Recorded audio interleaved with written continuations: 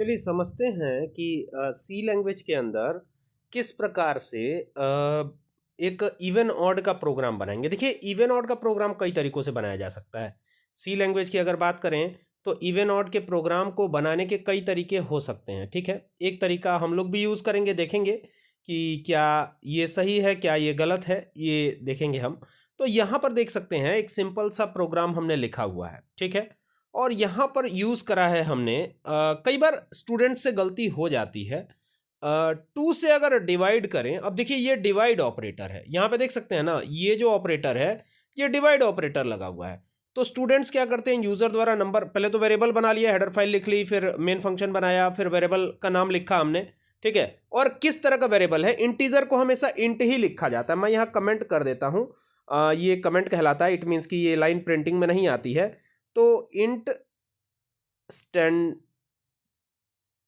Stands for integer, यानी int का मतलब होता है इंटीजर, है ना, इंटीजर मतलब होता है इसका। तो ये याद रखिएगा कि इंटीजर को केवल इंट ही लिखते हैं, वो भी स्मॉल में, ये ध्यान रखिएगा। ठीक है, ये एक नंबर एंटर करने के लिए कहा जा रहा है और ये यूजर से कहा जा रहा है। स्कैनफ क्यों लगाते हैं, स्कैनफ इसलिए लगाते हैं क्योंकि हम यूजर द्वारा नंबर एंटर करवाएं।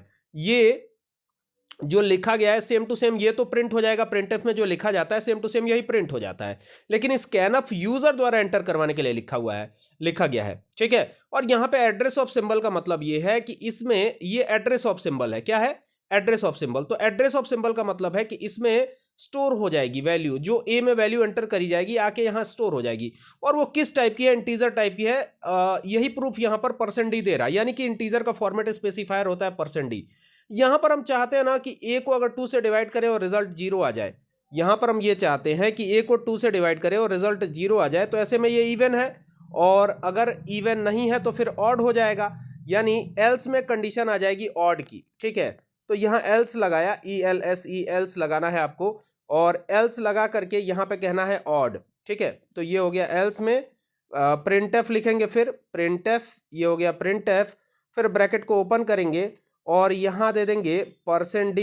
यहाँ पे देखिएगा ये इस तरीके से लिखेंगे %d, ये डबल इन्वर्टेड कॉमा में रहेगा, ये भी ध्यान देना है। यहाँ पर सिंगल इन्वर्टेड कॉमा आप नहीं दे सकते। ठीक है, तो डबल इन्वर्टेड कॉमा में ही लिखना होगा आपको, ये पाइथन नहीं है, तो %d इज ऑड कर देते हैं, ODD। ठीक है, अब ये भले ही हमने लिख दिया है %d इज ऑड, लेकिन इसमें प्रॉब्लम आएगी। ठीक है, अब प्रॉब्लम क्या आएगी वो उसको देखने के लिए पहले तो इस ब्रैकेट को क्लोज करके यहाँ से टर्मिनेशन दे देना है। ये टर्मिनेशन दे दिया हमने, और अब इसको रन करवाते हैं।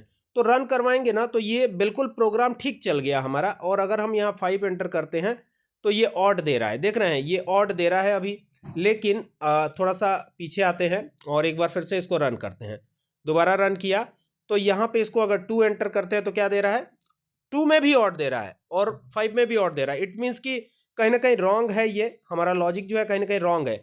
अगर आप यहां पर ये सोच रहे हैं कि ये डिवाइड ऑपरेटर जो है रिमाइंडर 0 देगा, तो ये रिमाइंडर तो 0 देगा नहीं भाई, ये तो क्वोशेंट देगा ना, तो क्वोशेंट तो कभी भी 0 नहीं होगा, ये याद रखिएगा।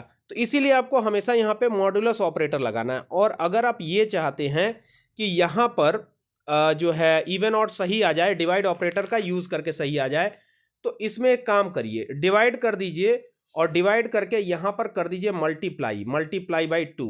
ठीक है, अगर डिवाइड करके मल्टीप्लाई कर देते हैं और रिजल्ट क्या आ जाता है, 0 नहीं आए, रिजल्ट क्या आना चाहिए, तब ए आना चाहिए, यानी ए में जो वैल्यू एंटर होगी वही रिजल्ट में आ जाती है, तब तो ये इवन ऑड सही चल जाएगा। ठीक है, यहां पर अब ये सही चलेगा, ध्यान दीजिएगा। तो यहां पे इसको रन करवाते हैं, देखते हैं क्या होता है। तो अभी रन हो गया, अभी 2 एंटर करके देखते हैं क्या आ रहा है। तो यहां पे देखिए 2 पे इवन बताने लगा, यानी डिवाइड ऑपरेटर का भी यूज करके आप बना सकते हैं प्रोग्राम।